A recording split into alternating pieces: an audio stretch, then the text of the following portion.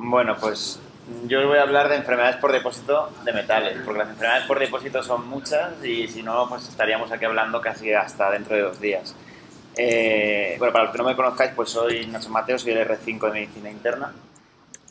Y bueno, un poco pues eso, lo que os comentaba, las enfermedades por depósito pues son enfermedades poco frecuentes y la mayoría pues son debidas a efectos congénitos en el metabolismo. Y dentro de estas enfermedades pues están las enfermedades por depósito de metales, que es de lo que voy a hablar yo. Debido sobre todo al depósito pues, de hierro y de cobre en los tejidos. Y dentro de esto pues destaca lo que es la hemocromatosis y la enfermedad de Wilson, que son las dos enfermedades de las que os voy a hablar hoy. Como veis, pues enfermedades por depósito hay muchas, sobre todo dependiendo de la sustancia que se acumule. Y la mayoría afectan a diversos órganos, pero el órgano que casi principalmente suele estar afectado en todas es el hígado, donde se acumula, pues como veis, de todo. Pero vamos, principalmente y de causa hereditaria, causa congénita, pues bueno, la hemocromatosis en el hierro y el Wilson en el cobre. Bueno, dentro del tema del hierro, pues bueno, ante un paciente que se nos presente con un exceso de hierro, pues deberíamos hacer un estudio, este algoritmo la verdad es que está bastante bien, de cómo orientar el diagnóstico. Entonces, por un lado, pues pediríamos un perfil férrico, como veis aquí en la parte de la izquierda, y pediríamos, pues, vamos, la ferritina, la saturación de hierro y la PCR también nos serviría para el diagnóstico. Entonces, procederíamos un poco de la siguiente manera. Si un paciente presenta una saturación de transferrina pues, menor del 45% con una ferritina baja, eso directamente nos descarta que el paciente pues, tenga una sobrecarga de hierro. Si la saturación de transferrina pues, es menor del 45%, tenemos una ferritina elevada y una PCR también elevada, pues eso es un resultado un poco indeterminado y deberemos repetir lo que son los estudios férricos pues, en 1 o 2 meses para confirmarlo. Si por lo demás pues, tuviéramos un paciente con una hiperferritinemia con mayor de 4000, pues eso suele estar más presente en enfermedades, o sea, enfermedades pues, autoinmunes como el lupus o la enfermedad STIL del adulto y también en el síndrome hemofagocítico. Sobre todo esto en niños que tengan una ferritina mayor de 10.000, eso es muy sensible y muy específico de un síndrome hemofagocítico, que es una enfermedad pues, hematológica muy grave y de la cual hay que hacer un diagnóstico y un tratamiento muy, muy urgente. Y si tuviéramos un paciente pues, con una saturación de transferrina mayor del 45%, una ferritina entre 200 y 300 en hombres y 150 a 200 en mujeres, y visto en 2 ocasiones, confirmado, pues eso ya nos sería diagnóstico de una sobrecarga de hierro. Y eso nos tendría que hacer pues eso, buscar otras causas y sobre todo lesiones a nivel de órgano, ya sea de hígado o a nivel de otros órganos que pudieran explicarnos también pues eso, un diagnóstico de una hemocromatosis o una causa secundaria para el depósito del hierro. ¿Vale? Y eso pues podríamos también estudiar, pues, como veis ahí, por biopsia hepática en el caso de la duda o bien pues, resonancia magnética de los tejidos. Y en la parte de la derecha pues tenéis lo que es el estudio genético, ¿vale? Que también estaría indicado en pacientes que tuviéramos un diagnóstico pues, de una sobrecarga férrica, que sería pedir pues, los genes asociados a la mutación de la proteína HFE, que son, como veis ahí, bueno, no lo veis de poco chiquitito, pero lo digo yo, que es las mutaciones en el C28Y y en el H630, ¿vale? Si un paciente para este estudio genético saliera homocigoto para el C28Y, eso es diagnóstico de una hemocromatosis clásica, que es la que luego ya os comentaré. Si el paciente fuera heterocigoto para estas ambas mutaciones, es decir, que tuviera ambas pero en heterocigosis, pues digamos que aproximadamente un 60% tienen una hemocromatosis, un exceso de hierro, ¿vale? Y lo expresarían. Y luego, bueno, otras combinaciones que tienen otras combinaciones diferentes de otros genes, otras mutaciones, pues llegan a que describen los autores que la probabilidad de tener una hemocromatosis es muy baja.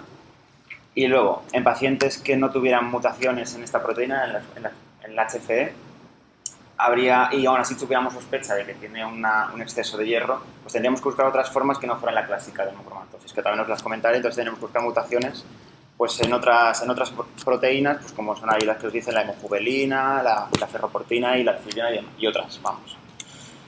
Entonces, un poco la hemocromatosis, ¿a qué se debe? Pues se debe a un aumento en la absorción del hierro, tanto desde el grupo hemo como de fuentes externas de hierro.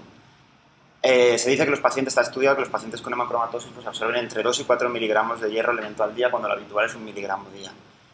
Los pacientes sanos, la absorción de hierro pues, a nivel intestinal está regulada por los depósitos, por la ferritina, algo que no funciona en los pacientes con hemocromatosis. Entonces van acumulando y esa es un poco la fisiopatogenia de la enfermedad. un poco pues también comentaros que las pérdidas habituales de hierro en las personas sanas pues es de 1 miligramo día, que se pierde pues desde el hierro que va a perder por el sudor, como la descamación de las células del estrato córneo, como también pues a nivel del tracto gastrointestinal, las células que se pierden por ahí. Y en mujeres premenopáusicas se puede perder entre un 0,5 y 1 miligramo más al día, sobre todo en el periodo menstrual. Y bueno, en una dieta occidental equilibrada como puede ser la nuestra, pues suele contener entre 10 y 20 miligramos de hierro al día, del cual solamente se absorbe el 10%. Bueno, las manifestaciones clínicas debidas al depósito de hierro en los tejidos, pues como veis aquí, en un 75% de los casos se producen alteraciones en la biología hepática, desde alteraciones en las transaminasas, que puede también pues, llevar a una hepatopatía crónica o una cirrosis hepática. En un 31% de los casos pues, hay cuadros de cardiomegalia o de patología cardíaca, insuficiencia cardíaca o defectos en la conducción. El 48% de los pacientes pues, con hemocromatosis presentan también diabetes mellitus. El 45% y cuadros de hipogonadismo y en hombres pues, disminución de la libido e impotencia. El 70% presenta también hiperpigmentación cutánea, un 74% pues, síntomas así más inespecíficos como la astenia o el letargo, y en un 44% hay cuadros también de artropatía, que especialmente pues, afecta a nivel de la segunda y tercera articulación metacarpofalángica.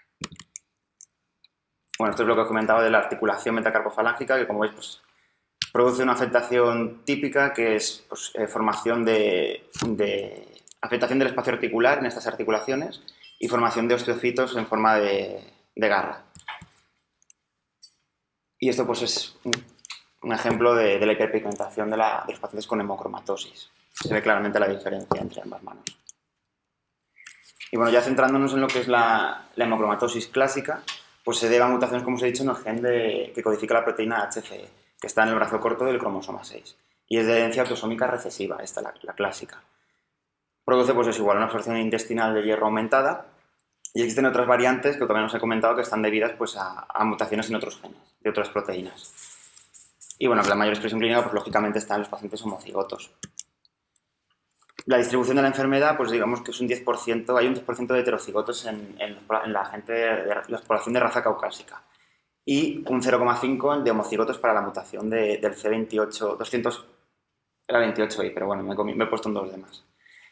Y bueno, comentaros también que la edad de presentación suele ser en pacientes mayores de 40 años porque, claro, la acumulación es progresiva a lo largo de los años y los primeros síntomas suelen dar a los mayores de 40 años en los varones y a las mujeres un poquito más tardío porque con sus pérdidas ginecológicas durante la menstruación, pues la edad de presentación se retrasa.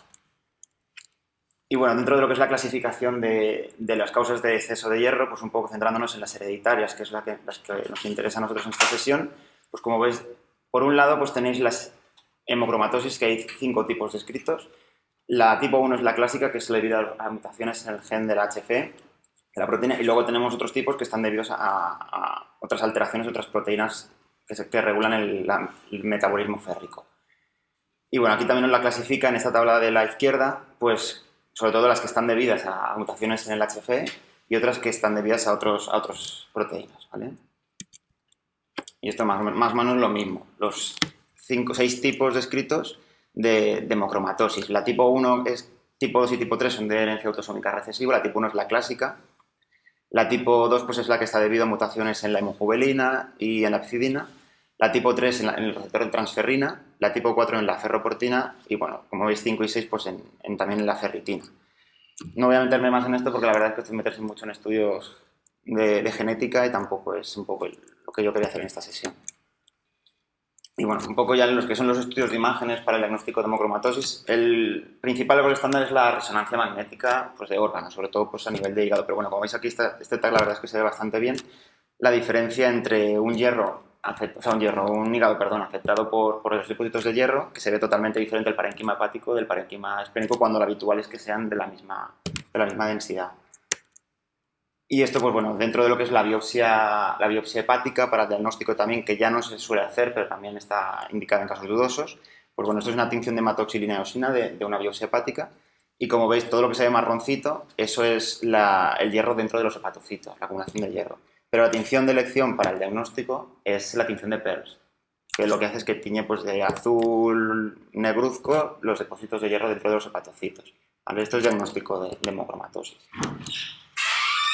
Pues comenzar, los métodos diagnósticos para la enfermedad, pues un método diagnóstico inicial pues es el que nos hace sospechar es el perfil férrico. Pues, como os he comentado, la saturación de transferrina y la ferritina.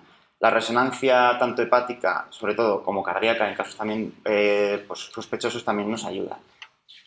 También hoy en día pues otras técnicas menos invasivas como es pues, el fibroscan también, en casos de sospecha de cirrosis. Los estudios genéticos pues, son necesarios, como habéis visto, para llegar al diagnóstico, y la biopsia hepática que últimamente está en desuso, pero ante casos de dudosos pues, se puede utilizar. Y un poco esto es cómo hacer el cribaje de un paciente con hemocromatosis, ¿vale? En caso hereditaria, pues eso. Vemos que la población puede ser sintomática o asintomática o tener algún familiar con un familiar de primer grado afectado por hemocromatosis. ¿Vale? Igual, veremos la saturación de transferrina y la ferritina, como os he comentado, y nos veremos en valores si está elevada o no. En una saturación de transferrina menor del 45 y una ferritina normal, pues en principio no tenemos que hacer nada más. En cambio, si la saturación de transferrina está elevada o la ferritina también está elevada, pues tendremos que hacer el estudio genético, ¿vale? En el segundo paso. Si tenemos un homocigoto para la mutación 282Y, pues veremos también el nivel de ferritina. Si la ferritina está menor de 1000 y las enzimas hepáticas están normal, eso directamente está indicado hacer una flebotomía. ¿Vale? Si la ferritina está mayor de 1000 y las enzimas hepáticas están elevadas, tenemos que completar un poco el estudio y hacer pues, o biopsia hepática o bien una resonancia. ¿Vale? Y aún así, eso también, si no sale positivo, pues nos indicará el tratamiento de la hemocromatosis, que son las flebotomías, las sangrías. Si por el contrario, pues tenemos un componente de heterocigosis, como veis ahí, para lo que son las enzimas que codifican para la proteína HFE, pues tendremos que excluir que no haya otras causas o otras enfermedades hematológicas que puedan ser causa de esto, ¿vale? O bien, y asociarlo a una biopsia hepática, si tenemos duda. Y dependiendo de eso también pues, nos indicará si hacemos o no, si es positivo o no, pues el tratamiento que es la flebotomía. Entonces, pues bueno, ¿de dónde está indicado el tratamiento de la hemocromatosis y la flebotomía? Pues en pacientes sintomáticos que tengan lesiones en los órganos diana, es decir, en el hígado o en el corazón o en el páncreas, y que tengan un incremento progresivo en las cifras de la ferritina sérica y de la saturación de transferrina. Las flebotomías pues inicialmente están indicadas semanales o incluso bisemanales, y en pacientes con contraindicación para esta técnica pues está el uso de los quelantes de hierro. Y bueno, lo que dentro de lo que es el tratamiento, pues como veis aquí, las indicaciones para iniciarlo, en criterios de tratamiento, pues sobre todo en menores de 18 años nos valoraremos en las cifras de ferritina. Mayor de 200 ya es indicativo de hacer una sangría. Y en mujeres, pues tanto en no gestantes como en posmenopáusicas igual, cambiarían gestantes, sobre todo por el tema del peligro que pueda tener para el feto hacer esa y en varones por encima de 300. Y dentro de lo que es la hemocromatosis hereditaria, pues bueno, suelen ser 500 mililitros tanto semanal o quincenal, lo que se suele extraer. Hay que determinar el hematocrito antes de cada flebotomía porque hay que evitar que no haya una caída mayor del 20% después del tratamiento. También hay que determinar, pues hacer seguimiento con determinación de ferritina sérica cada 10-12 flebotomías, ¿vale? Para alcanzar, pues el objetivo es alcanzar valores inferiores a 50 microgramos litro. Y cuando la ferritina sea menor de 50 microgramos litro, hay que mantener indefinidamente las flebotomías cada 3-4 meses, ¿vale? Y ya lo vamos espaciando un poquito más. Y bueno, el tratamiento con eritropoyetina es opcional en pacientes que presenten anemia después de esto, y hay que evitar, importante, en los pacientes con hemocromatosis hay que evitar dar suplementos de vitamina C. Y bueno, un poco la mejoría de toda la sintomatología de los pacientes con hemocromatosis después de la flebotomía, pues bueno, vemos que hay algunos síntomas que mejoran bastante, como puede ser pues, la fatiga o el letargo y demás, pero hay otros que se mantienen más o menos igual, como puede ser pues cuando ya hay afectación de órgano diana, eso pues no revierte por mucho que hagamos la sangre. Por eso el diagnóstico, pues contra más precoz sea y el tratamiento más precoz también, pues mejor para este tipo de pacientes. Y por ello es importante pues también hacer un screening familiar, ¿vale? y consejo genético. Y complicaciones, pues un poco lo que os he ido comentando, pues la cirrosis hepática, también pues como asociado a esto el mayor incidencia de hepatocarcinoma, se dice que el 45% de la mortalidad de los pacientes con hemocromatosis se debe al hepatocarcinoma. La afectación del corazón, pues la cardiomiopatía. También, pues bueno, se ha visto que hay un incremento del riesgo de carcinomas extrahepáticos, entre ellos el carcinoma colorectal, ¿vale? Sobre todo en pacientes heterocigotos. Y bueno, también tienen estos pacientes mayor susceptibilidad a infecciones, como por listeria, yersinia enterocolítica o el vibrio pulmoníferus, también por el tema de la afectación hepática. Y bueno, ya cambiando de tema, pasamos a la siguiente enfermedad, que es la enfermedad de Wilson, ¿vale? La enfermedad de Wilson es una enfermedad... Dime. De la hemocromatosis. Ah, pues lo que queráis vosotros. Sí, mejor, es que si no... hemocromatosis en un día es Ya lo sé, sí, es duro. ¿sabes? Pues lo que me digáis vosotros. No sé, yo creo que el pulso lo podemos dejar, ¿no? Que como el tema era enfermedad por depósito de metales. No, lo digo porque es que si no, luego no podemos preguntar nada. Yo el tema más interesante de la hemocromatosis, Nacho, Sí. me parece en medicina interna, que es donde estamos, cuando, ante qué cuadros clínicos un internista se plantea que un enfermo podría tener una hemocromatosis. Hombre, los nuestros de medicina interna, muy mayores, el diagnóstico, eso es lo que os he dicho, suele ser a partir de varones a partir de 40 años. Con los abuelitos que vemos nosotros en interna, a no ser que vengan diagnosticado de antes. La verdad es que yo creo que no es lo más frecuente que nos planteemos el diagnóstico de la hemocromatosis. En la consulta igual sí. Y sí que hay pacientes que a veces, pues yo por ejemplo no he visto, pero sí que sé de otros compañeros que a lo mejor están estudiando hiperferritinemias a estudio. Entonces es un poco por el algoritmo que os he puesto al inicio de cuando tú tienes una sobrecarga de hierro.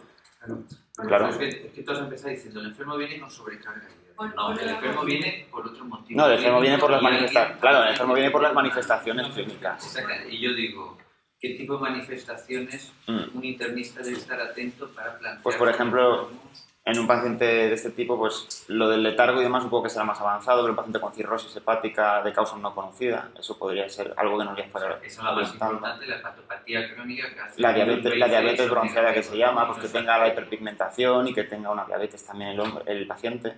Todo eso pues, nos puede orientar a que el paciente pueda tener una hemocromatosis.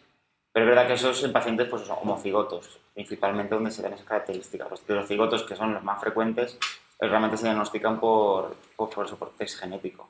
¿Y los doble heterocigotos? Es que esto cuando te metes es súper complicado y hacer te viene a la consulta mogollón de gente para que es que mi no sé quién tiene hemocromatosis o es que es heterocigota para hacer la hemocromatosis y te viene para que le hagas el depistaje de hemocromatosis. ¿Sabes? Es decir, que más que ver nosotros los cirróticos vemos las hiperferritinemias. Claro, no, eso es lo que vemos. Eso por lo que tengo entendido, vemos hiperferritinemias. Yo antes de cambiar el tema, es que yo creo que eso es importantísimo. Vamos a ver. Un internista se plantea que alguien pueda tener una hemocromatosis en una hepatopatía crónica de causa aparentemente no determinada, es decir, no hay alcohol, ni virus B ni C, ¿no? Luego hay otro cuadro posible que uno se lo plantea, que es cuando un paciente tiene una diabetes tipo 2 y no tiene antecedentes familiares. El diabético tipo 2 normalmente tiene antecedentes. La mayoría de la gente tiene historia familiar. Cuando no la tiene, pues uno le viene a la cabeza el cáncer de páncreas, le puede venir a la cabeza, ¿no? Luego en las condrocalcinosis con afectación, la típica que tú has dicho. Sí, la de la segunda y tercera metacarpo. Eso yo creo que es muy sugestivo, ¿no? O sea, hay un tipo de condrocalcinosis con afectación de este tipo que sugiere fuertemente que a lo mejor no es una condrocalcinosis normal y corriente, que es de abuelitos, casi siempre. Sí, por pirofosfato. Esta suele ser por pirofosfato, pero afecta principalmente eso, a la segunda y tercera metacarpo. Entonces sí, eso es bastante, no es patognomónico, pero orientativo de lo que dices tú, de que pueda ser. suceder. El último tipo, que es el más frecuente, que es cierto que viene ya con una analítica hecha, que alguien le ha hecho el metabolismo férrico y tiene con ferritinas muy altas por lo que sea. Que eso siempre que está hecho con un cuadro intercurrente, claro, no vale. No vale, eso es repetirlo. Que si la unidad preciosa es mirar las ferritinas, están todas elevadas, claro. Súper disparadas, ¿no? Es decir, eso hay claro, pero lo que es la ferritina y la saturación. Hay que valorarlo fuera del cuadro intercurrente, siempre con un enfermo estable. Pero el primer dato de alarma puede ser la hiperferritinemia, pero el segundo, que tiene que llamar siempre la atención, es la saturación. La saturación. Es que son ambos, no solamente la ferritina. Claro. Si la saturación está mayor de 45%, eso te debe orientar que hay algo por ahí. Porque mucho patrón férrico de enfermedad crónica que cursa con ferritinas muy altas, a menudo la saturación es baja. Por eso. Ahí ya dan directamente, lo ponen en el algoritmo, eso descarta que vaya a ser una hemocromatosis. Pero lo que realmente nosotros más vemos es la sobrecarga férrica en pacientes que reciben muchas transfusiones. Causas secundarias, claro. Son las causas secundarias que no me he metido en ellas, pero vamos que sí. Y yo no sé, yo no las conozco. ¿Y en qué momento habría que, o tenemos un anciano que le tenemos que transfundir cada 3 semanas o 4 semanas, por el motivo que fuera, y tiene una ferritina no sé, de 700 o de 800? ¿En qué momento hay que utilizar quelantes o no está indicado utilizar quelantes? Pues, yo no sé. Que yo sepa, no está indicado, tampoco me lo revisas extensamente. A ver, es que una cosa es la hemocromatosis sí. Y otra cosa es la sobrecarga férrica por una enfermedad hematológica, por una anemia crónica. Entonces, el condicionamiento es diferente y los tratamientos son diferentes. La hemocromatosis, el tratamiento de elección en la flebotomía En los pacientes con sobrecarga por enfermedad hematológica, por múltiples transfusiones, como normalmente tienen anemia, casi nunca pueden hacerle flebotomías. Ese es el caso de dar tratamiento oral. La leferrosamina y luego está el Sidrex también, que entonces en estos pacientes si les damos no pueden hacer flebotomía, si tienen la hemoglobina baja. Es un condicionamiento muy hematológico. Yo creo que lo que hay que hacer es saber cuándo puede haber una sobrecarga férrica, pensar que la hemocromatosis es muy frecuente. He visto que hay un gran tanto por ciento de heterocigotos. Y luego también el problema de la hemocromatosis es que algunos dobles heterocigotos también pueden tener cierto grado de sobrecarga.